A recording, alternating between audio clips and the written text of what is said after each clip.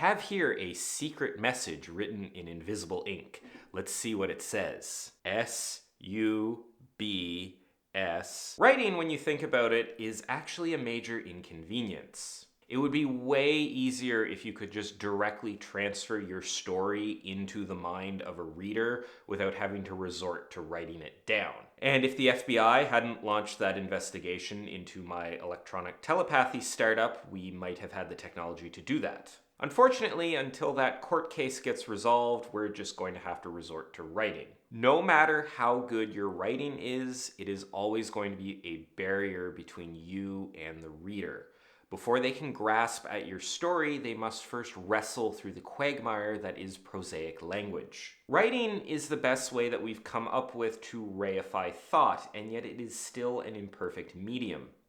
There is opportunity for misunderstanding, misinterpretation, or just missed connection between what the writer wants to convey and what the reader internalizes. In this way, it could be said that the best writing is invisible in the sense that it gets a message across and evokes a response in the reader with minimal interference and effort from said reader. In an ideal world, the reader should forget that they are reading a novel at all. Ideas and images should flow freely into their mind right off the page. There should be no delay between reading and seeing. Their minds should be able to float through the prose without any sort of hindrance. Often when writing goes wrong, it's because it has become too visible. The reader is reminded that they are in fact looking at symbols printed on a dead tree with ink made from dead dinosaurs. Writing is invisible in the same way that plumbing is invisible. It has a job to do, and when it's doing it well, you don't notice,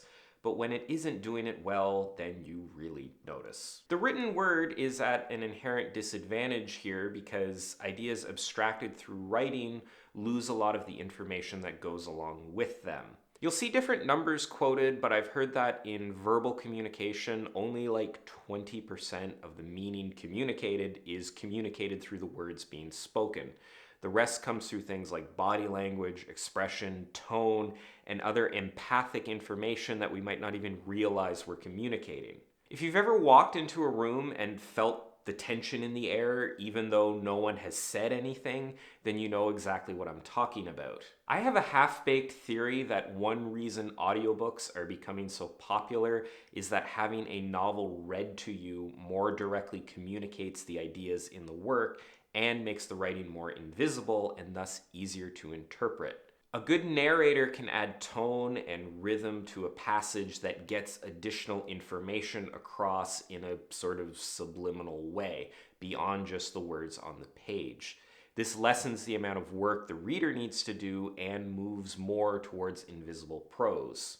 I think if you could control for all other factors and you had some sample of people read a written novel and some sample listen to a good narrator read that novel, that the group that listens to the novel being narrated would rate it higher because narration, through all the things that I just mentioned, inherently makes the writing easier to digest, easier to process. Again, assuming if you could control for every single variable, including people's preference for audiobooks versus written books. You can also listen to an audiobook while scrubbing the toilet after your plumbing has malfunctioned, so that might be part of why they're becoming so popular nowadays. So how do you make your writing invisible besides just using a white font color? The short answer that will annoy a lot of people is to simply write well. All of the advice that I and everyone else in the world peddles about writing will in some way work to make your writing invisible. But I'm guessing you'd like some more concrete examples, so I'll go through a few of those. First is to focus on sensory language. Avoid abstraction in favor of more concrete language. The sort of sensory response that readers get with concrete language is very automatic. There's no conscious interpretation of it. When you read a concrete description of a three-legged cat huddling under the leaky roof of a barn being pelted by frigid rain, you'll feel that emotional response without consciously realizing it. Abstract, Telly language makes the reader stop and make the ideas concrete themselves, which slows them down and can draw them away from the writing. You're not engaging the emotional, automatic, responsive parts of the brain. You're engaging the logical parts of the brain, which have to decode what was just said and figure out what emotional response to create. Abstraction has its place, but it can make reading feel a bit more logical, a bit more mechanical, when good fiction really needs to engage emotion. There are also a lot of prose level things that you can do to make writing more invisible. The most common example is using said and asked as your main dialogue tags. You'll often see it stated that these words are invisible to the reader, and as we've discussed, invisibility can be a real benefit. Other sort of minor things like being consistent with your antecedent nouns can be really helpful here. When you switch from a character name in one sentence to using a pronoun in the next sentence, the last character name mentioned is usually assumed to be the character that the pronoun is referring to. This is the antecedent noun. Antecedent noun. Mixing that up can cause reader confusion, and your prose will emerge out of the shadows and no longer be invisible. Also important is the rhythm of your prose. Having an awkward cadence to your sentences can really interrupt the flow of a passage and make the writing less invisible. You don't have to write your entire story in iambic pentameter, but paying some attention to this can be really helpful.